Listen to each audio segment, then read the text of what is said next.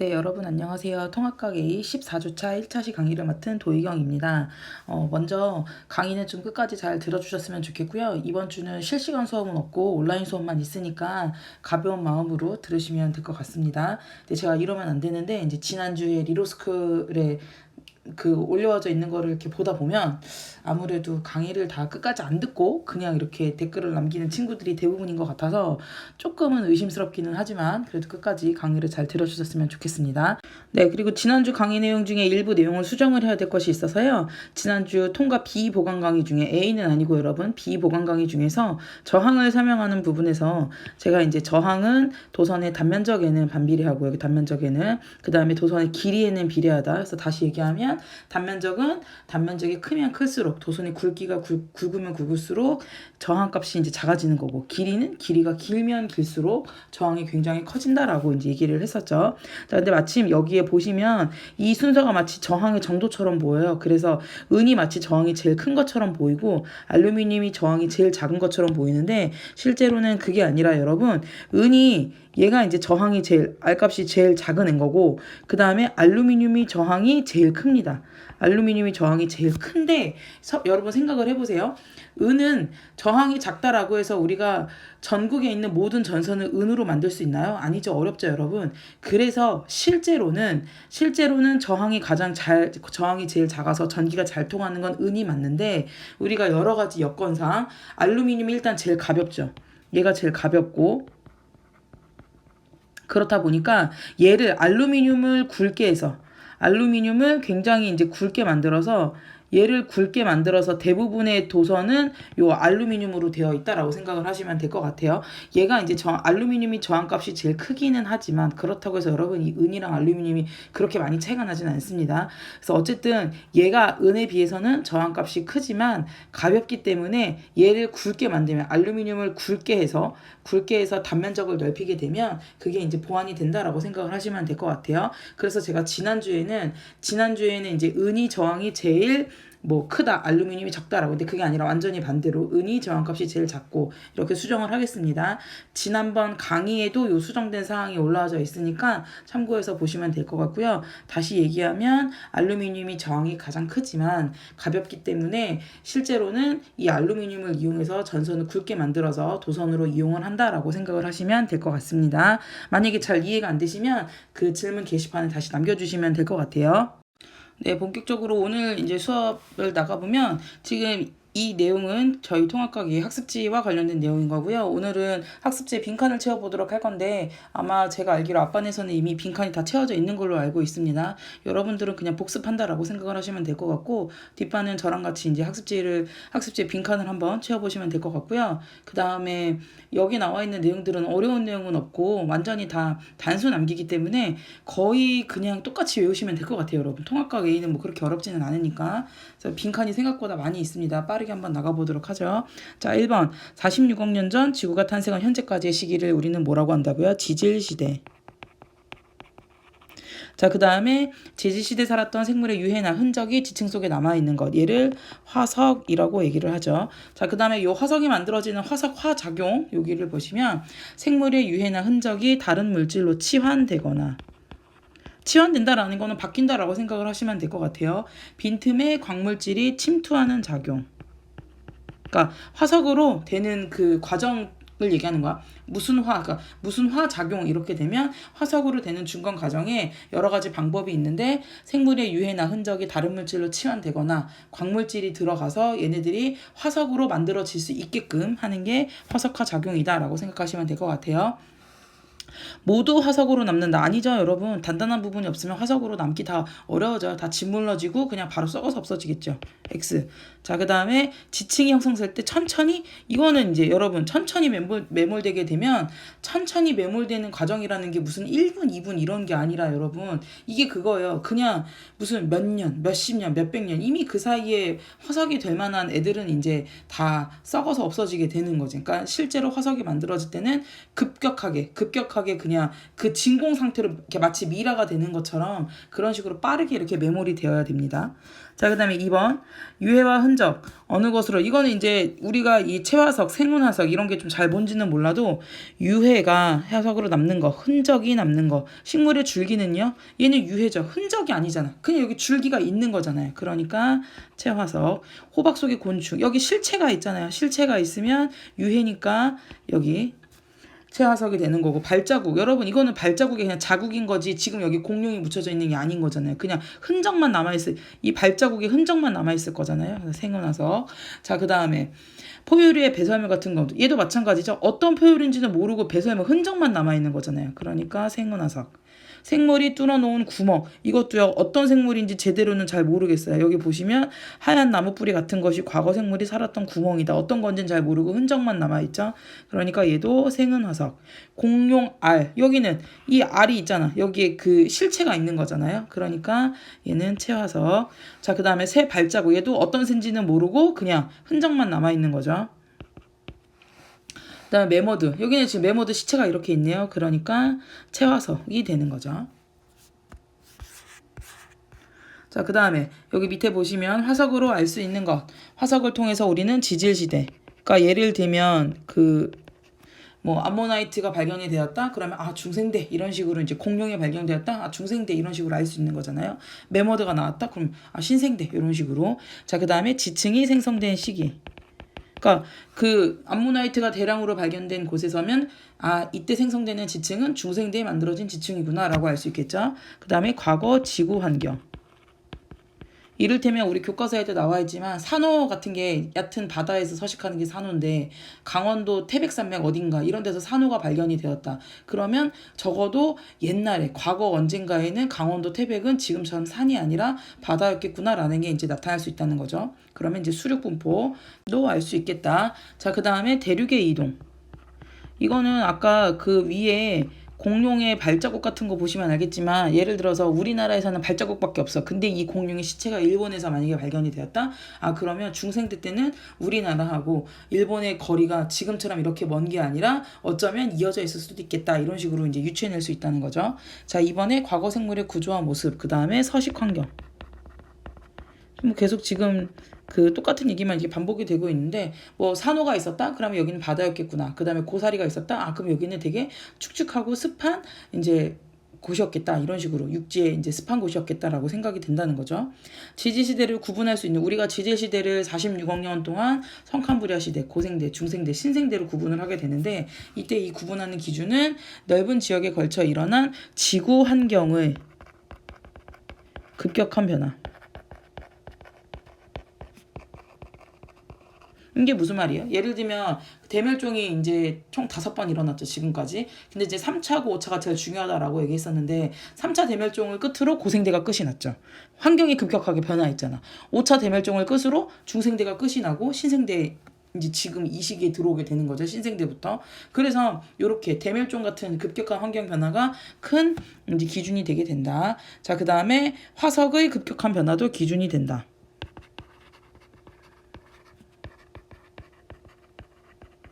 화석의 급격한 변화도, 그러니까 예를 들면 갑자기 분명히 그 이 지역에 뭐 암모나이트만 굉장히 강하게 뭐 되게 엄청나게 많이 있던 지역인데 이곳에 갑자기 조사하다 보니까 어느 순간 암모나이트가 뚝 끊기고 신생대의 어느 화석이 갑자기 많이 나오게 된다. 아, 이러면 아 이때 뭔가 이렇게 그 지구 환경에 대한 단절이 일어날 수 있겠다라고 이제 판단을 할 수가 있게 된다는 거죠.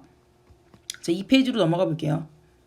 자, 여기 보시면 지질시대의 상대적 길이, 이래서 그때 왜 성캄브리아 시대가 지질시대 46억 년 중에 88%인가 막 이렇게 차지한다라고 얘기했었잖아요. 그러니까 일단 요 가장 긴 얘네가 성캄브리아 시대.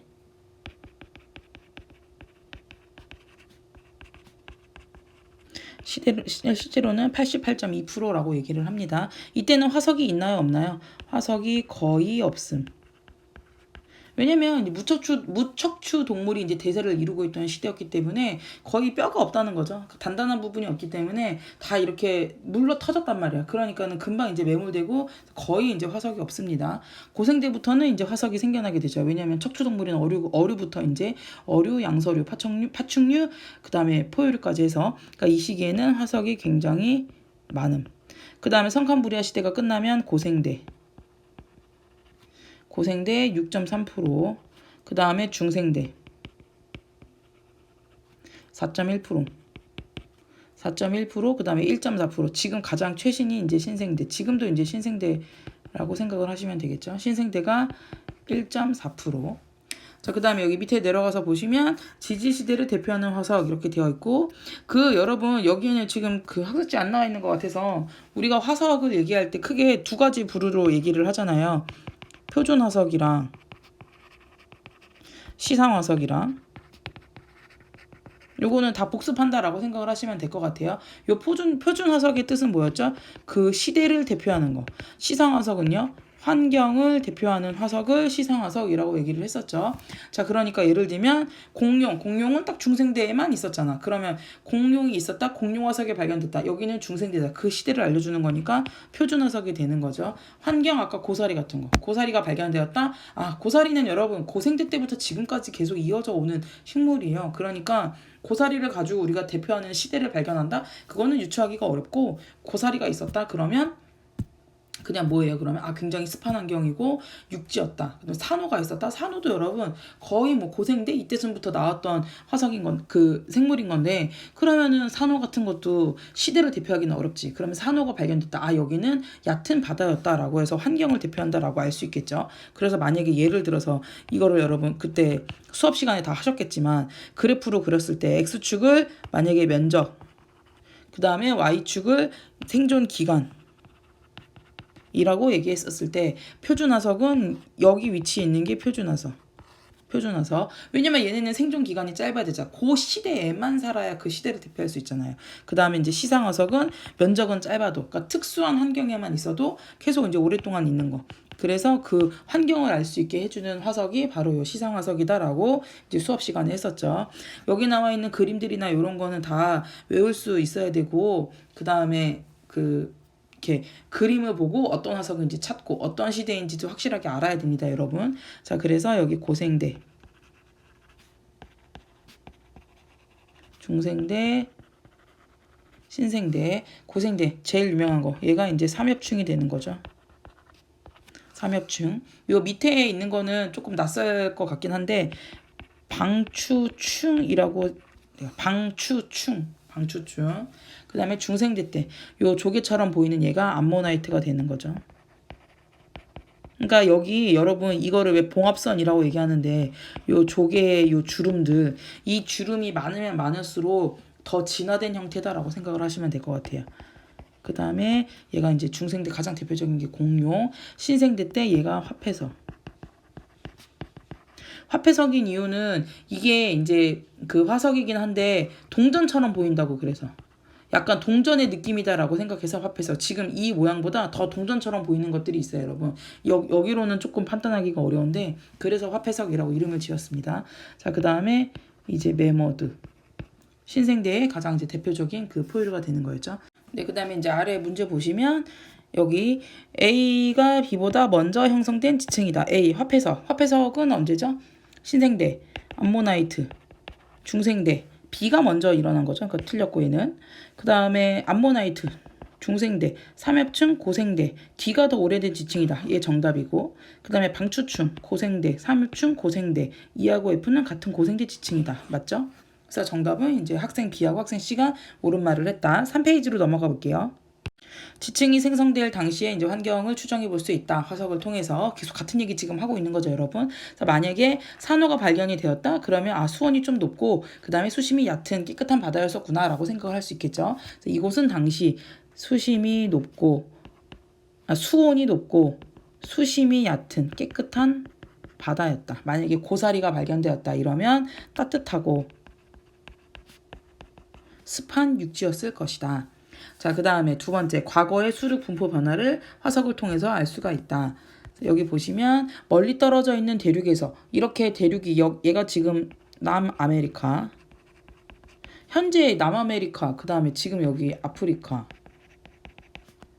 인도 다 엄청나게 다 이제 거리가 떨어져 있는 건데, 얘네들이 보면은 여기에서 같은 생물의 화석이 발견되었다. 그러면 얘네들이 옛날에는 요 생물이 살던 곳에서는 하나의 대륙이었겠다라고 생각을 할 수가 있는 거겠죠. 그래서 이 대륙들이 과거에는 한 덩어리였다.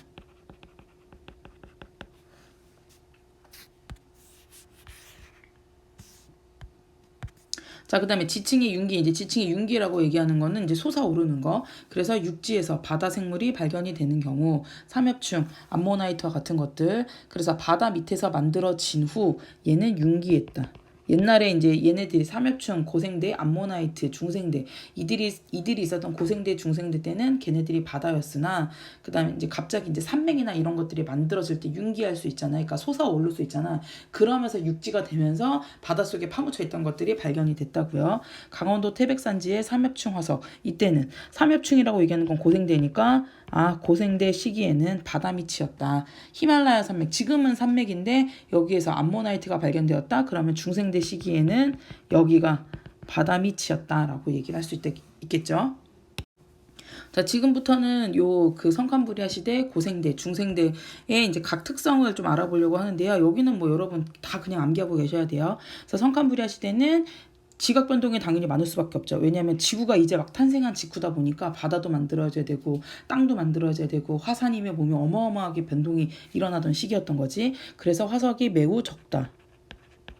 그 다음에 원시 지구 환경에서는요, 수증기, 그 다음에 이산화탄소, 질소 등으로 이루어진 뜨거운 대기였고, 그래서 이때는 무슨 온도가 뭐 한 몇백 도 막 이렇게 올라갔다라고 얘기를 해요. 그 다음에 이제 아직은 지구가 막 탄생한 직후예요. 그러니까 산소가 아예 없는 거죠. 산소가 없다 보니까 자외선을 막아줄 만한 오존층이 없어요. 그래서 육지에서는 생물이 산다라는 거는 아예 있을 수가 없는 일이었던 거고, 바닷속에 살아도 바다 밑에 거의 파묻혀 있거나 이런 수준으로 살고 있었다라고 이제 수업 시간에 얘기를 했었죠. 자, 그래서 초기에는요, 강한 자외선을 피하고자 주로 바다 생명체, 35억 년 전에 최초의 광합성 생물 뭐죠? 남세균. 남세균이 이제 바다에서 등장을 하게 되는 거죠. 얘의 가장 큰 특징은 뭐예요? 광합성을 한다고 했으니까 이제는 산소가 만들어질 수 있다. 산소가 축적이 되면 생물권이 이제 확대가. 왜냐면 이제 산소가 생겨남으로써 굉장히 다양한 생물들이 번성할 수 있게 되는 한 계기가 되는 거였지. 자, 그 다음에 남세균 집단이, 여러분 얘네들 세균이에요. 뼈 없어요. 그냥 다 흔적도 없어. 우리 눈에 보이지도 않고요. 이런 애들이 화석으로 남으려면 남세균의 그 시체 더미와 그 다음에 각종 퇴적물들이 만들어진 얘네들을 스트로마톨라이트라고 얘기를 합니다. 그러니까 요 스트로마톨라이트라는 게 돌덩이 같은 건데, 거기에 남세균의 시체 더미하고 진흙 같은 게 이제 진공 상태로 있어갖고 마치 그 암석처럼 이제 굳어진 형태. 얘가 스트로마톨라이트. 최초의 다세포 생물의 출현, 에디아카라 동물군. 에디아카라 동물군. 여기서 말하는 여러분 다세포는 뭐냐면 사람도 다세포 맞긴 맞거든요. 근데 그렇잖아. 우리가 세포 하나로 이루어진 단세포는 아니잖아요. 근데 여기서 말하는 다세포 생물은 그냥 말 그대로 이렇게 그냥 세포 2개, 세포 3개 이런 식으로 이루어진 아주 그 단순한 형태의 세포의 모임이다라고 생각을 하시면 될 것 같아요. 걔네들끼리 모인 다세포 생물의 출현, 에디아카라 동물군. 참고로 이 에디아카라는 지명 이름이고요. 그 호주의 어디 지방이라고 얘기했는데 그곳에서 얘네들이 많이 발견이 됐기 때문에 에디아카라 동물군이라고 이름을 지은 거고, 동물군이라고 이름을 지은 거는 뭐냐면 이 다세포 생물 하나하나에 이름을 지어줄 수도 없다는 거지. 그러니까 그냥 얘네들의 무리를 에디아카라 동물군이라고 얘기를 한 겁니다. 자, 그래서 여기 옆에 그림을 보시면 얘가 스트로마톨라이트, 돌처럼 보이는 거죠. 여기에서 남세균은 뭐 볼 수 있겠어요, 여러분? 남세균의 화석이다라고 얘기하지만 그렇기보다는 그냥 남세균의 시체 더미하고 진흙이 뭉쳐져 있는 거. 남세균이 퇴적된 스트로마톨라이트. 고생대를 보시면요, 고생대 초기에는 삼엽충. 이제는 어류가 나왔다는 얘기는 뭐예요? 여러분, 어류는 물고기 뼈 있어요, 없어요? 뼈 있죠. 뼈가 있다는 얘기는 이제 척추동물이 시작이 된다는 거지. 자, 그 다음에 여기에는 지금 그런 표현이 없어서 이 어류라고 얘기했던 거는 이제 최초의 척추동물.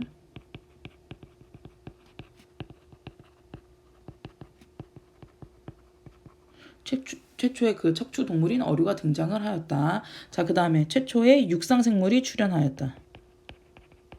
최초의 육상 생물이 출현하였다. 그 이유는 왜요? 오존층이 형성됐기 때문에.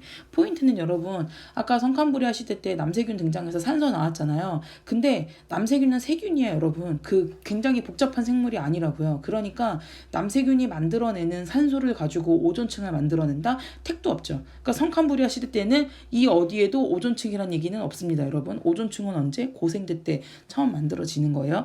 오존층의 가장 큰 역할, 자외선. 이제 자외선이 차단이 되면 모든 생물들이 육상에서 살 수 있죠. 생물의 육상. 이제 육상 생태계가 그 발달이 되는 거고, 바닷속에서는 더 이제 진화된 형태인 어류들이 나오게 된다는 거죠. 자, 그 다음에 어류 다음으로 양서류.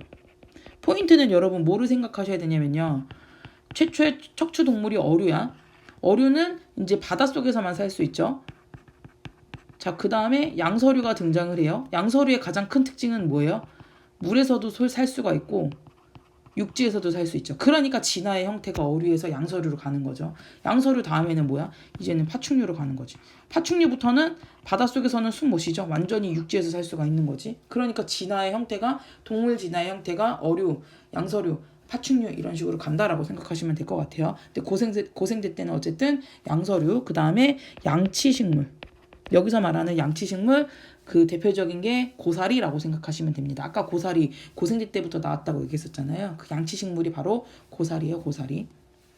자, 고생대 말기에 그 제가 수업 시간 아까 초반에 대멸종이 총 5번 일어났는데 3차 대멸종이 굉장히 중요하고 5차 대멸종이 중요하다라고 얘기했을 때 3차 대멸종이 중요한 이유는 얘를 끝으로 고생대가 끝나기 때문에 3차 대멸종이 중요하다라고 얘기를 했었습니다. 그래서 말기에 대멸종이 발생을 한다. 대멸종. 자, 그 다음에 그 고생대 말기에 이제 드러나는, 여러분, 대륙 이동으로 그 고생대 말기에 여기 보시면 대륙 이동으로 초대륙 현상, 얘를 한마디로 뭐라고 하죠? 판게야. 그 성칸부리아 시대는 지구가 만들어지고 있는 단계이기 때문에 엄청나게 복잡하고 힘들어요. 막 계속 땅이 만들어져야 되고 바다가 만들어져야 되고 이래야 되는데, 근데 이제 고생대쯤이면은 어느 정도 육지가 만들어졌다는 거지. 근데 그 육지가 한 덩어리로 만들어진다고. 걔를 판게아라고 얘기하고 고생대 말에 이제 판게아가 나오게 되는 거죠. 자, 그 다음에 고생대 때는 여기 추정이기는 하나 어쨌든 빙하기 있다라고 생각을 합니다, 여러분. 빙하기 있어요. 그래서 고생대에는 빙하기가 있다. 그러면 그 이제 고생대 말에 빙하기가 이제 오게 되면서 대멸종이 이제 몇 차례 거쳐서 일어나게 되는 건데, 그럼 당연히 어떻게 되겠어요? 서식지 당연히 축소되죠. 왜냐면 판게가 형성이 되고 그 다음에 이제 대륙이 점점점 흩어질 거 아니야. 대륙이 이제 점점 나눠질 거 아니에요. 그러면 서식지가 축소가 되잖아. 나눠지니까. 그리고 기후는 급변하게 되겠고, 그래서 이때 삼엽충, 방추충 이런 애들이 다 멸종이 된다. 자, 옆에 보시면 이제 오존층이 형성이 된다라고 보시면 되겠습니다. 자, 중생대를 보시면요. 중생대는 대부분의 그 기후가 살기가 되게 좋아요, 여러분. 중생대 때는 진짜 살기가 좋아. 그래서 활발한 화산 활동이 일어나는데, 그 이제 여기에서의 포인트가 몇 개가 중요한데, 활발한 화산 활동으로 인해서 당연히 이산화탄소의 농도가 너무 증가하겠죠. 화산가스의 대부분이 이산화탄소니까. 그러면 이산화탄소가 되게 올라가서 지구 온난화가 심해진단 말이에요. 근데 이게 뭐냐면, 포인트는 뭐냐면, 물론 나중에 중생대 말에 가면 이 지구 온난화가 너무 심해서 온도가 너무 심해져서 되게 이제 그 중생대 대멸종으로 이어지게 되겠지만, 전반적으로 중생대 전반적으로는 식물과 동물의 번성이라고. 왜요? 온도가 따뜻하잖아. 온도가 따뜻하니까 얘네들이 엄청 잘 자랄 수 있어요. 그래서 여기 보시면 이제 공룡이 있지만, 이 공룡의 크기가 무슨 공룡이 1m, 2m짜리 아니죠, 여러분. 수십 미터예요. 수십 미터의 공룡이 자랄 수 있고, 이 시기에 식물들 보시면요. 풀인데 풀이 한 3m 돼. 나무가 한 몇십 미터 돼요. 왜요? 여기 너무 살기 너무 좋으니까 온도는 따뜻하고 항상 일정하게 유지가 되고, 이러니까 식물 동물이 어마어마하게 번성할 수 있게 된다는 거죠. 자, 중생대는요, 이제 아까 그 진화의 과정에서 어류, 양서류에 이어서 파충류. 그래서 이제 요땐 공룡 이런 거 생각하시면 되겠죠. 일부 파충류는 공룡으로 진화하였다. 말기의 대멸종. 얘가 아마 한 5차 대멸종 정도 될 거예요. 자, 원인은 지구 환경의 급격한 변화. 이것도 이제 이거는 가설. 운석이 충돌하였다. 뭐 이런 식으로 아니면 계속 그 중생대 때는 화산 활동이 일어났다라고 얘기했었잖아요. 여기 보시면 화산 활동. 그러니까 이제 이게 좀 너무 심각하게 너무 많이 일어나서 이것도 하나의 대멸종의 원인이 된다라고 저희가 이제 가설을 세우고 있는 거죠. 그래서 요 시기를 끝으로 암모나이트 공룡은 아예 멸종이 됐다. 그다음에 생존된 공룡의 일부가 조류로 진화한다. 신생대를 한번 볼게요. 신생대 때는 초기에서 중기까지는 비교적으로 온난한 기후, 후기에는 빙하기와 간빙기가 반복이 된다. 빙하기 몇 번? 네, 빙하기 지금까지 신생대에서 총 4번. 그러면 간빙기는 빙하기하고 요 빙하기 사이를 간빙기라고 얘기하거든요. 간빙기는 몇 번? 간빙기는 3번. 자, 그 다음에 이제 대륙의 이동과 분리가 아까 그 고생대 말에 판게아가 등장한다라고 얘기했었잖아요. 하나의 거대한 초대륙. 걔네들이 계속 이제 나눠져서 신생대 때 지금의 이제 5대양 6대륙이었나요? 약간 그런 식의 지금과 같은 대륙이 요 신생대 때 만들어집니다. 자, 그래서 오늘날과 비슷한 수륙공포가 형성이 된다. 신생대 때는 이제 포유류. 그러니까 포유류가 여러분 중생대 말에도 있기는 있어요. 포유류가 중생대 말에도 나오긴 나왔는데 중생대 때는 파충류에 워낙에 거대 파충류들이 이제 딱 자리를 잡고 있었던 때랑 포유류 같은 이제 조그만한 애들은 살아남을 수가 없었던 거지. 근데 대멸종 후에 정작 그렇게 몸집이 큰 공룡이나 이런 애들은 다 죽어버린 거고 당시에 중생대 기준 굉장히 몸집이 작았던 포유류들이 살아남아서 신생대 때 이제 메인이 되게 된 거죠. 자, 그 다음에 외부의 온도가 변해도 일정한 범위 내에서 유지할 수 있는 정원동물. 여러분, 사람은 그럼 정원동물이야, 변온동물이야? 정원동물이죠? 이게 무슨 얘기냐면, 지금 오늘 기준으로 제가 영상을 찍는 오늘 기준으로 바깥에 지금 체감 온도가 마이너스 8도라고 그랬어요. 실제 바깥의 온도는 1도, 0도, 1도인데 그렇다고 해서 내 몸이 36.5도에서 크게 변하나요, 여러분? 아니죠. 36.1도 이렇게 되겠지. 우리 한겨울에 오늘은 영하 16도입니다. 그래서 체감 온도는 영하 26도입니다. 체감 온도 영하 26도라고 그래서 나의 체온이 영하 26도로 변하나요? 아니죠. 그래도 나는 똑같이 36.5도인 거잖아. 이거를 정원동물이라고 얘기를 합니다. 자, 그 다음에 후기에는 인류의 조상이 출현하였다. 네, 근데 여기 지금 학습지에는 식물에 관련된 얘기가 조금 빠져 있네요. 그래서 이 식물을 조금만 정리를 해보면 아까 동물 같은 경우에는 고생대 때 이제 어류가 처음으로 등장을 하게 되고 여기 한 칸에다 적고 지울게요, 여러분. 고생대 때 같은 경우에는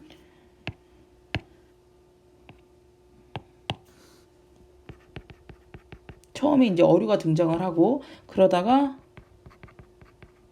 양서류가 나오게 되고 그 다음에 이제 중생대 때 파충류 그 다음에 신생대 때 포유류 조류 이렇게 나온다고 얘기했었죠. 근데 여러분 포인트는 뭐냐면 파충류가 중생대에 등장한 것은 아니에요. 중생대에 번성한 건 파충류인데 등장은 이때서부터 한 거지. 고생대 말에부터 이미 등장은 되어 있었다가 아직은 진화가 덜 된 상태여서 메인은 중생대 때 메인이 된 거고 아까 제가 얘기했었죠. 포유류 같은 애들도 파충류가 워낙에 거대 파충류다 보니까 중생대 말기에 있었어요, 여러분. 중생대 말기에 있었는데 그때는 숨죽이고 아직 진화가 덜 된 상태여서 숨죽이고 있다가 신생대 때 이제 짠하고 등장해서 전성기를 맞이했다 이런 거지. 마찬가지예요. 여기 왜 지금 우리 학습지 위에 보시면 고생대 초기에 삼엽층이 등장하였다라고 되어 있었잖아요. 그 삼엽층 같은 애들도 이미 성캄브리아 시기 말기에는 등장이 되어 있었다고. 근데 번성하던 게 고생대다. 암모나이트도 마찬가지죠.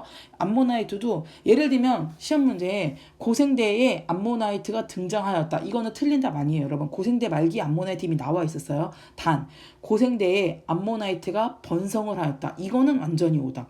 번성은 언제? 중생대 때. 중생대 때 암모나이트가 번성하였다. 이거는 정답이 되는 거죠, 여러분. 그래서 그런 거를 좀 조금 이렇게 경계에 대해서 좀 잘 이렇게 흐트러지지 않게 확실하게 이제 외워주셨으면 좋겠어요, 여러분. 그 다음에 이제 식물이 여기 빠져 있어갖고 아까 고생대 때 양치식물, 고사리 같은 애들, 얘네들이 이제 고생대 때 메인이었으면 중생대 때는요 거시식물. 자, 다시 얘기할게요. 양치식물 고사리예요, 여러분. 고사리 예를 들어서 고사리 꽃 본 적 있나요? 얘 꽃 없어요, 여러분. 고사리 씨앗 본 적 있어요? 얘 씨앗 없어요. 그럼 얘는 뭘로 번식해요? 포자로. 포자가 뭐예요? 왜 그 버섯에 이렇게 버섯 이렇게 촤르륵 해보면은 버섯의 포자 번식이라고 그래서 가루 같은 건 날리거든요. 그런 식이에요. 고사리는 그런 걸로 번식하거든요. 꽃 없고 씨앗 없어요. 그러니까 굉장히 원시적인 형태의 식물이라는 거지. 자, 얘네들이 중생대에 넘어올게요. 중생대에 넘어오면 이제는 씨라는 표현이 생겼죠. 겉씨 식물 이렇게 씨로 번식을 한다는 거지. 얘네의 가장 대표적인 애들이 소나무, 은행나무. 그러니까 은행나무 중생대 때 나온 거야. 그 다음에 소철도 소철나무예요. 소철나무. 얘네들은 뭐냐면 소나무 솔방울 거기 보이잖아요. 씨가 겉으로 드러나 있어요. 그러니까 얘네들은 어떻게 하면 되냐면 그냥 바람이 불거나 누가 툭 치면 그냥 씨앗이 땅에 떨어져. 그러면 바로 번식이 되는 거죠. 굉장히 그러니까 포자보다는 복잡한 형태가 맞아. 왜? 씨앗이 있으니까. 하지만 단순한 형태인 거죠. 자, 그러다가 신생대로 넘어오면 이제 속시식물이 나오게 되는 거죠. 속시식물은 뭐예요? 씨가 속에 감추어져 있다고요. 다시 왜 어떻게 감춰져 있어요? 씨방 우리가 그러잖아. 열매나 사과 같은 거 먹으면 열매 안에 씨앗이 있고 이런 식인 거잖아요. 그러니까 씨가 감춰져 있다고요. 또 누구한테로 감춰져 있어요? 꽃 속에 감춰져 있잖아요. 그러면 이 얘기는 뭐냐면 아까 겉시식물은 씨가 겉으로 드러냈으니까 바람만 불어서 씨가 툭 하고 떨어지면 바로 이제 나무가 자라나? 속시식물은 씨가 숨겨져 있기 때문에 바람만 불어서는 안 돼요. 그럼 어떻게 해야 돼요? 막 걔네들 꿀벌 이런 애들이 옮겨 다니면서 암술과 수술이 얘는 똑같이 이제 수정을 해줘야 되는 거죠.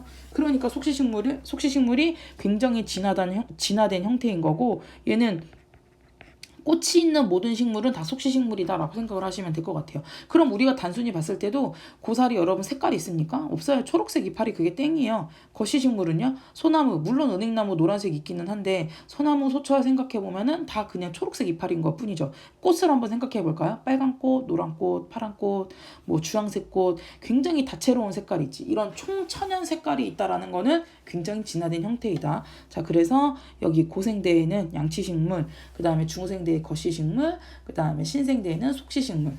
그 식물의 진화 과정은 이렇게 이루어져 있다라고 생각하시면 될 것 같아요.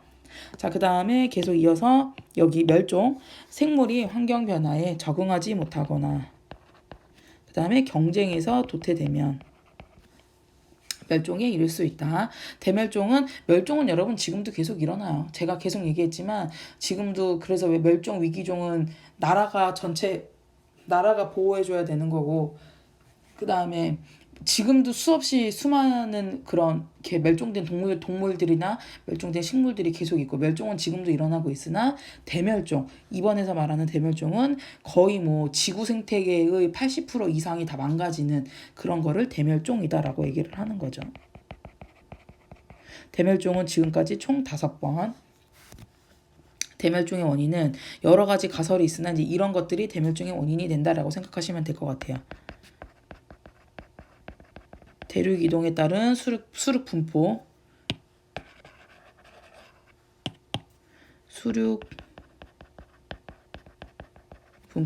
그 다음에 해수면의 변화, 운석이 충돌하였다.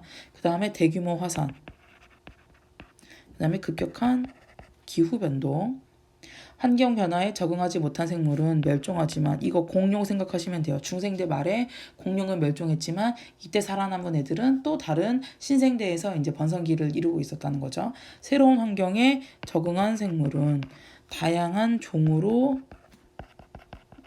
진화한다. 그래서 이제 대멸종이 끝난 이후에 생태계의 다양성은 더 어떻게 된다고 더 다양해진다라고 얘기를 했었죠. 살아남은 애들이 더 이제 진화를 많이 하게 되니까 그렇게 생각을 하시면 될 것 같습니다. 그래서 이제 대멸종은 총 5번 일어났는데 요 3차를 끝으로 고생대가 끝이 나고요. 5차를 끝으로 중생대가 끝이 납니다. 지금은 이제 신생대 잊지 마세요. 그다음에 고생대 말에 빙하기가 있었다 없었다. 빙하기 있었다. 중생대 때 빙하기 있었다 없었다. 빙하기 이때 없었다. 그다음에 신생대 때는 빙하기가 있었다 없었다. 있었다. 빙하기 4번, 간민기 3번 이런 식으로 기억해 두시면 될 것 같고요. 다음 페이지 넘어가 볼게요. 네, 여러분 그다음에 이제 여기 5페이지를 넘겨서 보시면 지금 이 부분은 우리가 지난주에 그 온라인 강의 때 다 설명을 자세하게 했던 부분이기 때문에 빨리 빈칸만 채우고 넘어가도록 하겠습니다. 지금까지 찍은 그 영상 시간을 보니까 여러분들한테 욕먹기 딱 좋은 시간이 벌써 넘어갔습니다. 얼른 끝내도록 하겠습니다. 자, 오랜 시간에 걸친 생물의 변화를 진화라고 얘기한다. 변이는 같은 종에서 나타나는 형질의 차이. 어려워할 필요 없고 같은 종, 예를 들면 사람이라고 생각하면 되죠. 나랑 우리 반에 이제 어떤 남학생이랑 이렇게 비교를 하게 되면 우리는 똑같은 사람이야, 같은 종이야, 사람인데 예를 들면 나는 머리가 반곱슬인데 쟤는 머리가 직모고, 그다음에 나는 실제로 저 쌍꺼풀 없죠, 여러분. 저는 쌍꺼풀이 없는데 어떤 애는 쌍꺼풀이 되게 진하게 있어. 우리들이 차이가 있는 거죠. 같은 종 사이인데 왜 이렇게 차이가 나냐, 이 얘기인 거죠. 그거를 생각하시면 될 것 같고, 자, 그다음에 그 환경에 적응하지 못한 개체는 도태되고 얘가 적자 생존. 다시 얘기하면 적합한 애가 살아남았다. 여기 적자 생존의 뜻은 적합한 애가 살아남았다, 이렇게 생각하시면 될 것 같아요. 네, 그리고 이어서 이제 현재까지 진화를 설명하는 데 있어서 가장 그 확률이 높은 설명은 다윈의 진화론이라고 얘기를 했었고, 얘가 자연 선택설이라고 얘기를 했었습니다. 자, 자연 선택설의 과정은 다음에 같은 네 단계를 거치고 있는데, 집단을 구성하는 개체 사이에서 생존 경쟁이 일어난다.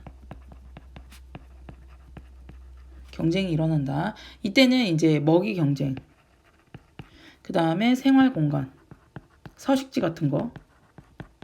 자, 그 다음에 개체마다 가지고 있는 변이에 따라서 환경에 적응하는 능력이 다르다. 이때 이제 경쟁을 통해서 살아남는 애가 생기게 된다는 거죠. 자, 그래서 여기 보시면 그렇지 않은 개체에 비해서 살아남을 가능성이 높고 자손을 더 많이 남기게 되는데, 이를 자연 선택이라고 얘기를 한다. 자, 그 다음에 유리한 변이를 가진 개체가 더 적응을 잘할 수 있는 개체가 증가하게 되는 거고, 시간이 지나면 훨씬 더 오랜 세월이 지나게 되면 이들이 진화하게 된다.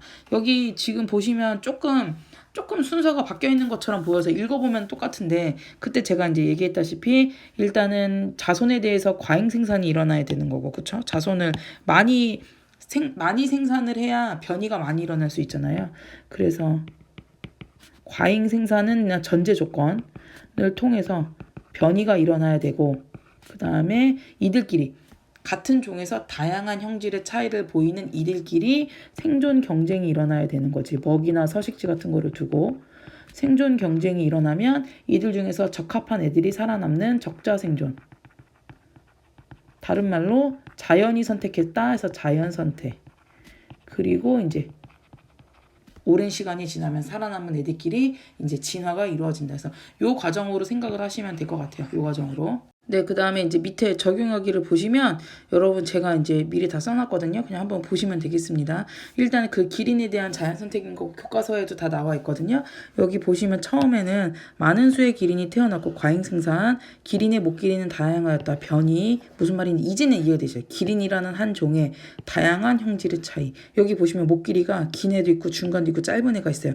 이게 포인트가 뭐냐면, 선생님 짧은 기린은, 그러니까 이게 애매한 게 뭐냐면 요 짧은 기린이 목 길이가 애매하게 짧은 거야. 그래서 아예 짧아가지고 풀을 막 뜯어먹기도 어렵고, 여기는 이제 막 보이지만 굉장히 자세가 불편해 보이죠. 이 목뼈 부분이. 그러니까는 얘네들이 큰 나무가 많은 이 기린이 사는 그런 열대 초지나 이런 데서 짧은 목 길이는 생존에 불리해서 죽고, 얘네들 보면은 어중간한 애들은 지금 다 이제 쓰러져 죽었죠. 자, 그 다음에 이제 긴 목 기린만 살아남았다. 얘네들이 오랜 시간 동안 살아남아서 계속 자손을 이루고 이런 식으로 이제 진화가 되었다라고 생각을 하시면 되겠습니다. 이 부분 스탑해놓고 필기해 놓으시면 될 것 같아요.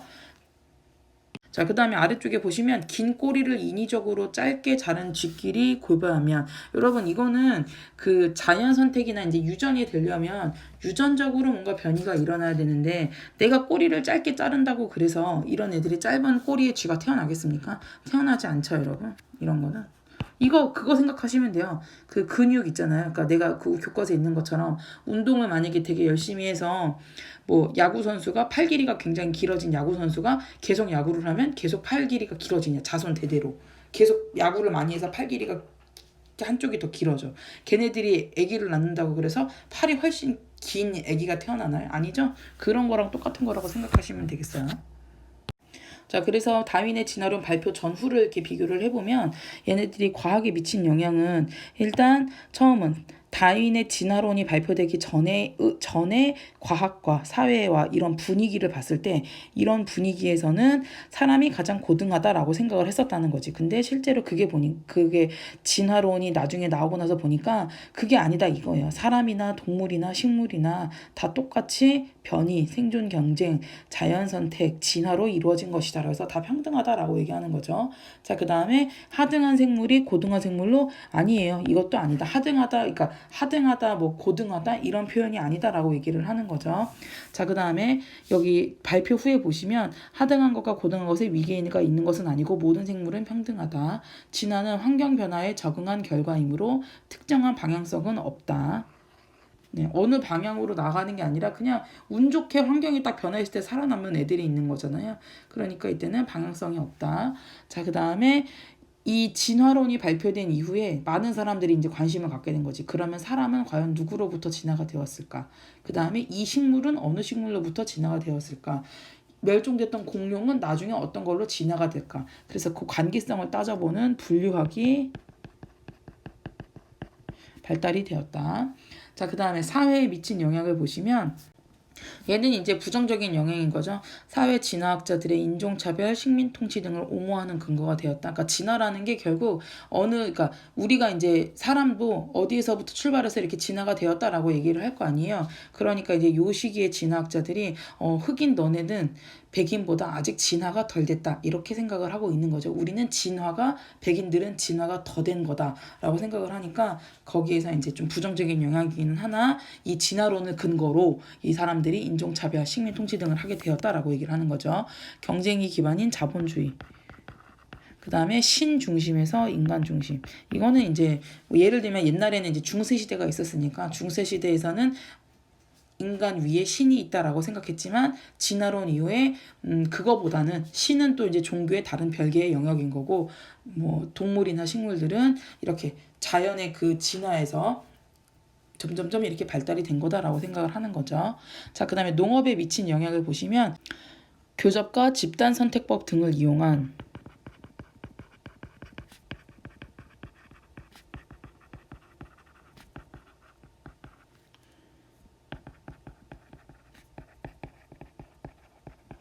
품종 개발이 시작되었다.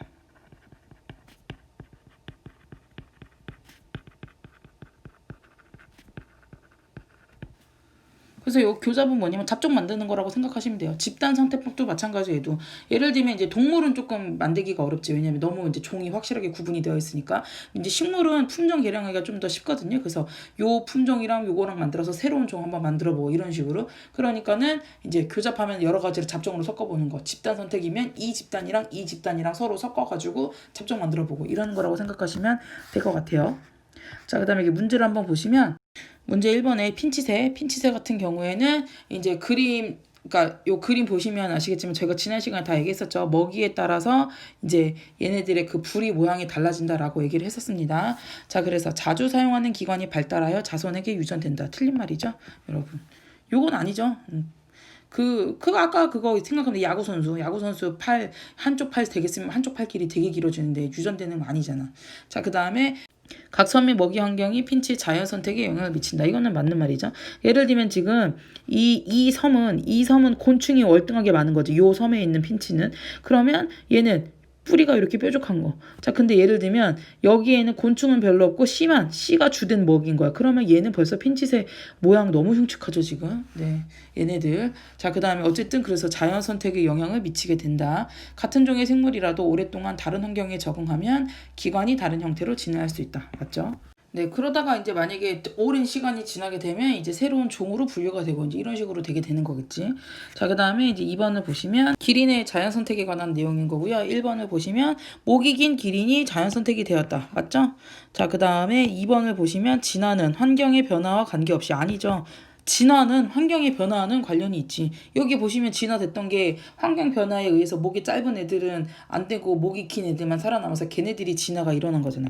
근데 요거를 좀 헷갈리면 안 되는 게 지난 시간에 변이 얘기했을 때 변이는 다시 얘기하면 변이가 나타나는 거 같은 종끼리 다양한 형질의 차이가 일어나는 변이는 환경의 변화와 상관없이 원래부터 존재했다라고 얘기를 했었습니다. 그거를 착각하면 안 돼. 진화는 환경의 변화와 관련이 있는 거고, 왜냐면 환경이 변해서 살아남은 애들이 오랜 시간 거쳐서 나온 게 진화인 거잖아요. 변이는 아니지. 여기 보시면 우리가 그거였잖아. 이 그림만 봐도 이 기린 그림만 봐더라도요. 생존 경쟁에서 살아남았다. 그 결과 진화되었다. 이때는 환경의 요인이 영향을 미치는 게 맞지. 환경상 이 엄청나게 큰 나무들만 먹이가 있었다는 거잖아요. 근데 변이는 큰 나무와 상관없이 이 주변의 환경이 어땠냐 이런 거랑 상관없이 목길이가 다양했다. 초기는 그냥 원래 목길이가 되게 다양했는데 얘네들이 지금 사는 환경에 어마어마하게 큰 나무들만 있다 보니 그 환경에 맞춰서 목이 작은 애들이 죽어가지고 남은 애들끼리 이제 진화가 된 거다라고 얘기를 하는 거잖아요. 변이는 환경과는 아무런 상관이 없고 진화는 환경과 상관이 있다라고 생각하시면 될 것 같습니다. 그 다음에 3번, 4번, 5번 모두 다 정답. 자, 문제 3번을 한번 볼게요. 3번을 보시면 과학과 사회에 영향을 준 어쩌고저쩌고 해서 옳은 것만 고르는 거. 자본주의 사회 발달을 주었다. 맞고요. 유전학, 분자생물학 등 관련 학문이 발달했다. 맞고요. 그 다음에 부당하게 아니죠. 이거를 정당하게 여기기 시작을 했지. 그래서 답은 기억, 니은. 자, 계속 다음 페이지 이어서 해볼게요. 변이의 원인은 개체 사이의 유전자의 차이이다. 개체 사이의 유전자의 차이는 축적된 돌연 변이와 변이에게 영향을 미치는 게 첫 번째가 돌연 변이가 있었고 두 번째가 유성 생식이 있었잖아요. 유성 생식은 정자와 난자가 수정이 되는 거. 생식 세포의 다른 말로 표현하면 생식 세포의 다양한 조합. 으로 발생하게 된다. 이러한 변이는 환경에 따라 다르게 자연 선택이 된다. 계속 정리하는 거죠.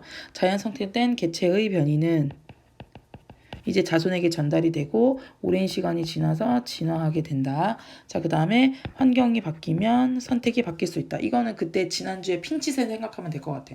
핀치새에 여러 모양의 부리가 있었는데 어느 날 가뭄이 들어서 씨앗만 살아남았어요. 그러면 뭉툭한 애들만 살아남았다는 거지. 이런 애들만 살아남았는데 만약에 이제 내가 조건을 좀 다르게 줘서 어느 날 보니까 씨앗은 다 멸종하고 뭔가 생태계에 문제가 생겨갖고 곤충이 엄청나게 대창궐을 했어요. 그렇게 되면 이런 애들은 이제 살아남지를 못하고 여기 곤충을 먹는 이런 애들이 살아남게 되는 거죠. 자, 그리고 남모양 적혈구도 지난 시간에 다 설명을 했습니다. 얘는 원래대로라면 남모양 적혈구는 선택이 안 된다고. 자연 선택이 안 되는데 희한하게 얘는 말라리아의 저항성이 있어서 이렇게 말라리아가 대창궐되는 지역에서는 심심치 않게 이 남모양 적혈구가 선택이 된다. 근데 이런 말라리아 지역이 아니라 일반적인 지역에서는 얘네들은 거의 선택이 되지 않는다. 대부분의 사람들은 다 이 정상 적혈구만을 갖는다라고 얘기했었죠. 그래서 같은 변이라도 환경에 따라서는 유리할 수도 있고 그 다음에 불리할 수도 있다. 유리할 수도 불리할 수도 있다. 글씨 너무 원래 엉망이었는데 더 엉망으로 쓰고 있죠. 자, 그래서 밑에 생각해보기면이 아니라 생각해보기를 보면 남모양 적혈구는 일반적으로는 생존에 불리하다. 이 환자는 말라리아에 걸릴 확률은 굉장히 낮다. 말라리아가 자주 발생하는 지역에서는 남모양 적혈구가 생존에 유리하다. 그 다음에 아프리카는 사람의 비율이 더 높다. 어렵지 않죠, 여러분? 문제 1번을 보시면 변이와 자연선택에 대한 설명으로 옳지 않은 것은 생존에 유리한 변이를 가진 개체가 자연선택이 된다. 맞고 돌연변이나 생식세포의 조합은 변이와는 관련이 없다. 아니죠. 문제가 이렇게 나면 얼마나 좋을까. 너무 쉽죠. 개체 간에 나타나는 변이는 진화의 원동력이 될 수가 있다. 그 다음에 자연선택된 비율이 증가한다. 유리한 정도가 이거 남모양 적혈구 생각하면 되겠죠. 5번. 자, 그 다음에 개체 사이에 유전자 차이가 나타나는 원인 두 가지. 첫 번째가 돌연변이. 그 다음에 생식세포의 다양한 조합.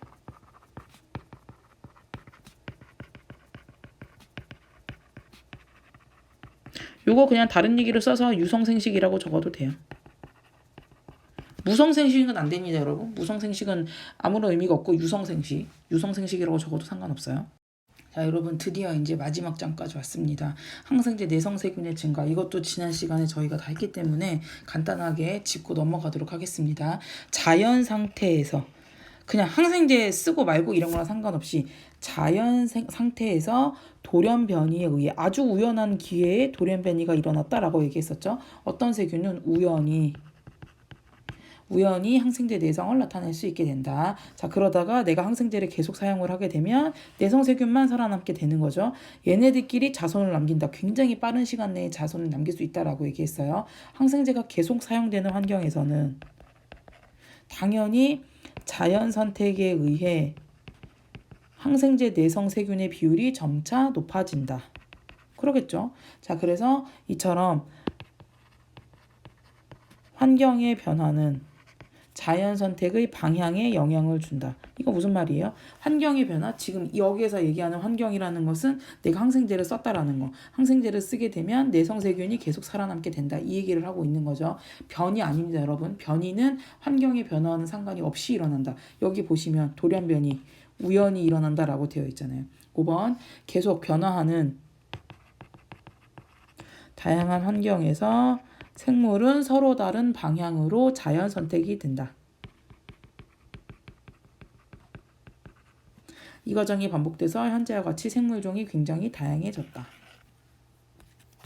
네, 밑에는 이제 실험 같은 건데 이거는 여러분 딱히 보면 아시겠지만 뭐 초기 조건이 있고 내가 첫 번째로 항생제를 투여하고 두 번째 항생제 투여하고 세 번째 항생제를 계속해서 투여를 하고 있겠네요. 그렇게 되면 내성이 있는 세균의 숫자는 점점점 항생제 내성 세균의 비율은 점점 어떻게 되겠다? 얘네들은 그쵸? 이 밑으로 내려가면 내려갈수록 굉장히 점점 더 증가하겠지. 점점 더 증가하겠죠. 내가 항생제를 쓰면 쓸수록. 자, 그래서 전체 세균에서 항생제 내성 있는 세균의 비율은 점점 증가한다. 내가 항생제를 쓰니까. 자, 그래서 얘네들에 관련된 설명, 내성이 있는 세균의 비율이 점점 증가하는 과정은 요 위에 나와 있으니까 위에 1, 2, 3번을 보셔도 되고 지난 시간에 수업했던 거를 보셔도 되겠죠. 자, 그 다음에 이제 밑에 있는 거는 한번 읽어보시면 될 것 같고요. 여기 보시면 기린의 서식지가 지금은 이제 키가 큰 나무에 이제 적응을 하기 위해서 목이 긴 기린만 남았는데 반대로 땅에 낮게 자라는 풀만 남는다면 기린은 어떻게 진화할까? 어떻게 진화해서 이제는 목이 긴 기린은 다 사라지고 이제 걔네들은 자연 선택이 되지 않고 목이 짧은 기린만 생존 가능성이 높아져서 나중에는 얘네들만 이제 자연 선택이 되겠죠. 그렇게 되면서 오랜 시간 지나면 반복이 돼서 기린의 키는 이제 점점 작아질 것이다. 이제 이렇게 생각을 하시면 반대의 과정으로 생각을 해보시면 되겠죠. 자, 일단 학습지는 저희가 지금까지 총 8장을 했기 때문에 시간이 좀 굉장히 길어졌습니다. 요거를 한번 영상으로 뽑아봐야지 알겠지만 이제 굉장히 여러분들한테 이제 또 석고대죄 해야 될 그런 길이가 나온 것 같고요, 여러분. 근데 한편으로는 이거 같이 학습지 이거 빈칸 채워보면서 다시 한번 본인이 이제 공부 다 했던 것들을 되새겨본다라고 생각을 하시면 될 것 같아요. 계속 강의 들으면서 이거는 복습으로만 그냥 끝내면 되는 거니까 막 따로 물론 공부할 때 시간은 투자는 해야 되지만 다른 거에 비해서 그렇게 많이 투자를 안 해도 되는 거니까 지금 보면서 꼼꼼하게 외워두시면 될 것 같고요. 수업 시간에 했던 내용, 그 다음에 학습지에 있는 거, 교과서까지 봤던 거 이런 거 싹 다 기억을 하시면 될 것 같습니다. 일단 저희는 온라인 수업은 여기까지 해서 마치는 걸로 하고 다음 주에 이제 오프라인 계약하게 되면 그때 마저 나머지 진도를 다 나가는 걸로 하겠습니다. 감사합니다.